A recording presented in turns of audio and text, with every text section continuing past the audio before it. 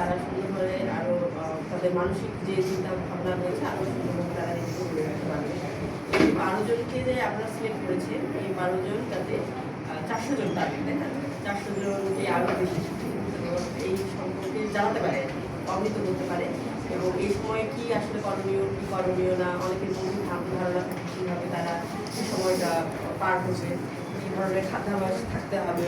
অনেক সময় দেখা গিয়েছে যেটা আমরাও ছোটো ছোটো ছিলাম বা আমরাও সময় ছিলাম, অনেক কিছুই আমাদের মধ্যে লিমিটেশন ছিল, এই জিনিসটা খাওয়া যাবে না, এটা করলে এরকম হবে না। তারপরে সেখানে সেন্টিশনের একটা বিষয় আছে, সেটাও অবহিত করতে হবে, কারণ অনেক সময় এখান থেকে অনেক ধরনের ডিজিজও হতে পারে। তো আমরা চাইবো, আমরা অবশ্যই স্থানীয় সরকারের বিভাগ থেকে আমরা আমাদের সাথে যোগাযোগ করলে আমরা আমাদের মতো করে সহায়তা প্রদান করবো। আমাদের স্থানীয় সরকার বিভাগের যে ইউনিয়ন পর্যায়ে যিনি লিড করেন উনি হচ্ছে ইউনিয়ন চেয়ারম্যান, তো উনিও আছেন।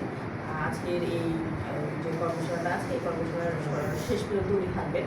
তো তার মাধ্যমেই কোনো সমস্যা হলে, ওই ইউনিয়নের কোনো সমস্যা হলে আপনারা অবগত করবেন।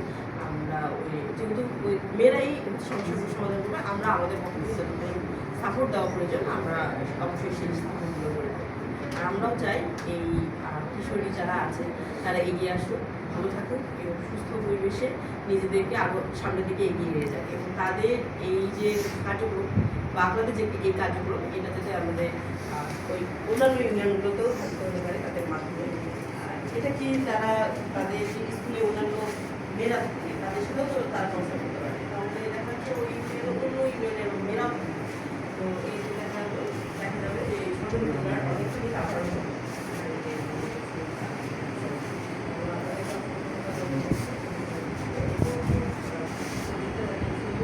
ভাবে চলতে হয়। সেই লক্ষ্যে আমরা অবশ্যই কাজ করে থাকি এবং আমাদের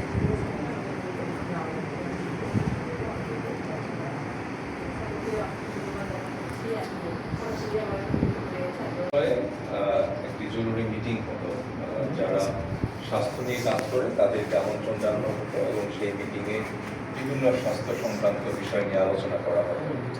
তো আমি যেহেতু বাংলাদেশ থেকে যেতাম, তো বাংলাদেশকে হচ্ছে রোল মডেল হিসাবে উপস্থাপন করা হতো স্বাস্থ্য খাতে, বিশেষ করে প্রজনন স্বাস্থ্য খাতে।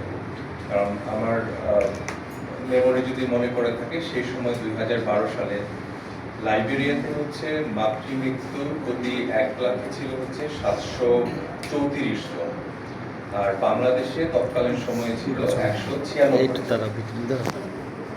তো তখন হচ্ছে বাংলাদেশকে রোল মডেল হিসেবে দেখা হতো, এখনো দেখা হয়। আমাদের ইন্ডিকেটরগুলো যদি আমরা দেখি, বারবার এখানে মেনস্ট্রুয়াল হাইজিন ম্যানেজমেন্টের কথা বলা হচ্ছে, স্যানিটেশনের কথা বলা হচ্ছে। স্যানিটেশনে আমাদের এখন লেস দ্যান 1% ওডিএফ রেট যদি বলি, বা ওপেন ডিফিকেশন বাংলায় যদি বলি যে খোলা জায়গায় পায়খানা করা, সেটা লেস দ্যান 1%। কিন্তু আমাদের পার্শ্ববর্তী দেশ ইন্ডিয়াতে অলমোস্ট প্রায় 10 গুণ বা 15 গুণ, অনেক বেশি।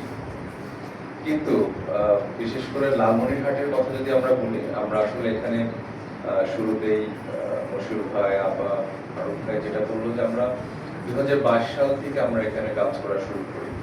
তো আমাদের দীর্ঘ মেয়াদী যে প্রকল্প, সেই প্রকল্পের কাজ আমাদের 2022 সাল থেকে চলে। কিন্তু আমাদের যে অভিজ্ঞতা, লালমনিরহাটে আমরা 3টা ইউনিয়নে কাজ করছি।